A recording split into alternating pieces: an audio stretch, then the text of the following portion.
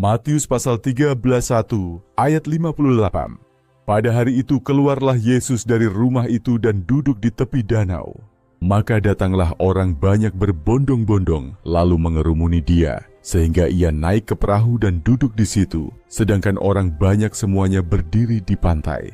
Dan ia mengucapkan banyak hal dalam perumpamaan kepada mereka.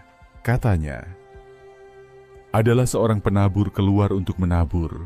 Pada waktu ia menabur, sebagian benih itu jatuh di pinggir jalan, lalu datanglah burung dan memakannya sampai habis.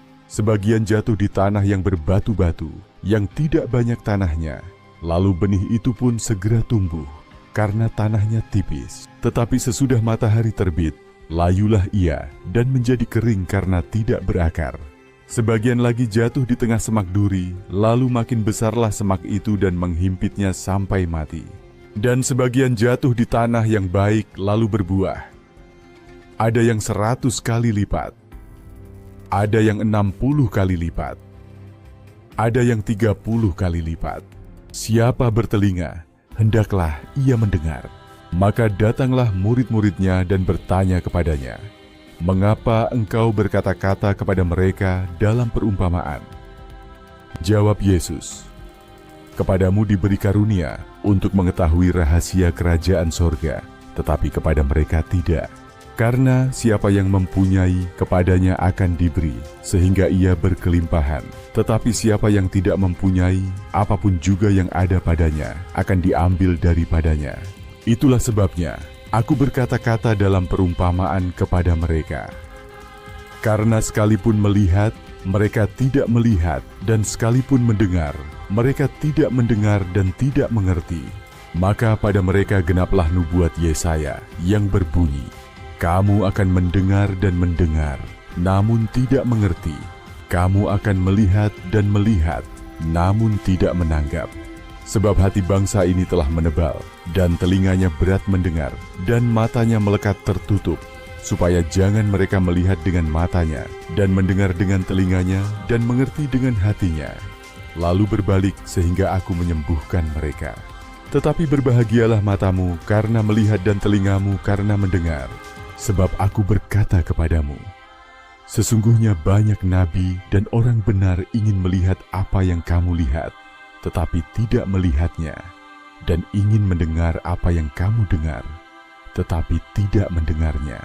Karena itu, dengarlah arti perumpamaan penabur itu. Kepada setiap orang yang mendengar firman tentang kerajaan sorga, tetapi tidak mengertinya, datanglah si jahat dan merampas yang ditaburkan dalam hati orang itu. Itulah benih yang ditaburkan di pinggir jalan. Benih yang ditaburkan di tanah yang berbatu-batu, ialah orang yang mendengar firman itu dan segera menerimanya dengan gembira. Tetapi ia tidak berakar dan tahan sebentar saja. Apabila datang penindasan atau penganiayaan karena firman itu, orang itu pun segera murtad. Yang ditaburkan di tengah semak duri, ialah orang yang mendengar firman itu, lalu kekhawatiran dunia ini dan tipu daya kekayaan menghimpit firman itu sehingga tidak berbuah. Yang ditaburkan di tanah yang baik, ialah orang yang mendengar firman itu dan mengerti, dan karena itu ia berbuah. Ada yang 100 kali lipat, ada yang 60 kali lipat, ada yang 30 kali lipat. Yesus membentangkan suatu perumpamaan lain lagi kepada mereka.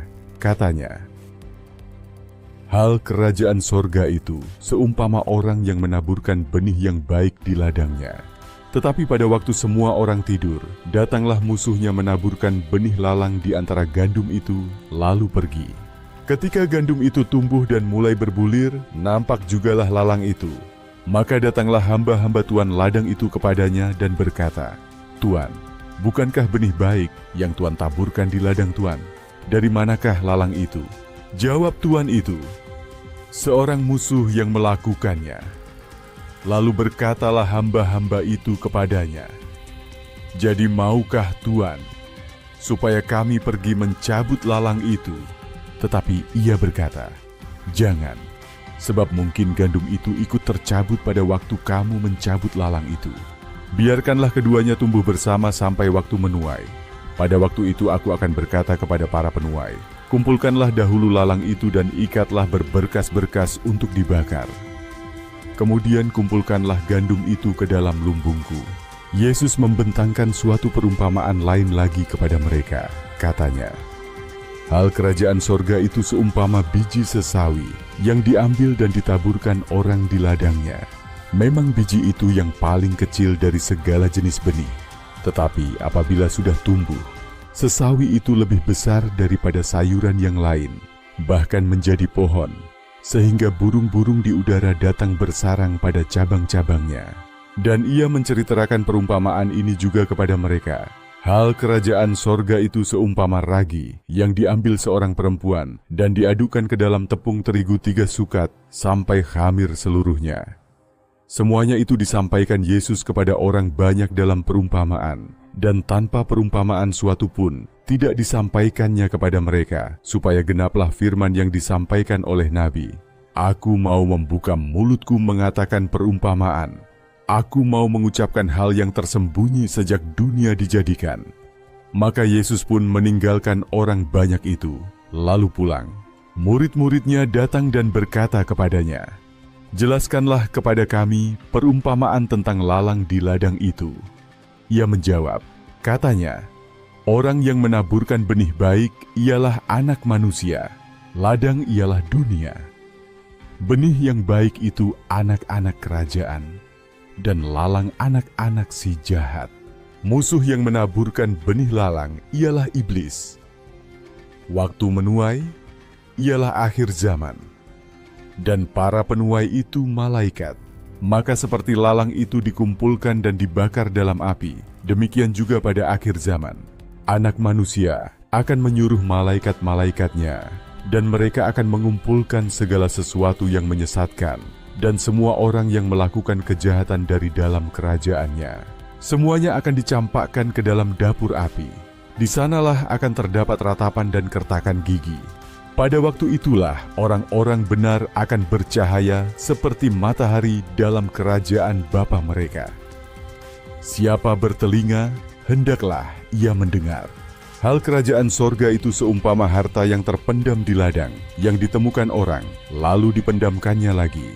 Oleh sebab sukacitanya pergilah ia menjual seluruh miliknya lalu membeli ladang itu. Demikian pula hal kerajaan sorga itu seumpama seorang pedagang yang mencari mutiara yang indah.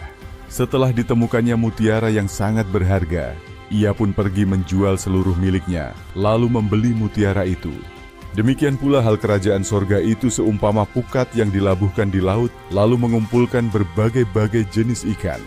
Setelah penuh, pukat itu pun diseret orang ke pantai. Lalu duduklah mereka dan mengumpulkan ikan yang baik ke dalam pasu, dan ikan yang tidak baik mereka buang. Demikianlah juga pada akhir zaman. Malaikat-malaikat akan datang memisahkan orang jahat dari orang benar, lalu mencampakkan orang jahat ke dalam dapur api. Di sanalah akan terdapat ratapan dan kertakan gigi. Mengertikah kamu semuanya itu? Mereka menjawab, "Ya, kami mengerti." Maka berkatalah Yesus kepada mereka, "Karena itu setiap ahli Taurat yang menerima pelajaran dari hal kerajaan sorga, itu seumpama tuan rumah yang mengeluarkan harta yang baru dan yang lama dari perbendaharaannya." Setelah Yesus selesai menceritakan perumpamaan-perumpamaan itu, ia pun pergi dari situ. Setibanya di tempat asalnya, Yesus mengajar orang-orang di situ di rumah ibadat mereka. Maka takjublah mereka dan berkata, "Dari mana diperolehnya hikmat itu dan kuasa untuk mengadakan mujizat-mujizat itu? Bukankah ia ini anak tukang kayu? Bukankah ibunya bernama Maria dan saudara-saudaranya, Yakobus, Yusuf, Simon, dan Yudas? Dan bukankah saudara-saudaranya perempuan semuanya ada bersama kita? Jadi dari mana diperolehnya semuanya itu?" Lalu mereka kecewa dan menolak dia. Maka Yesus berkata kepada mereka, "Seorang nabi dihormati di mana-mana, kecuali di tempat asalnya sendiri dan di rumahnya."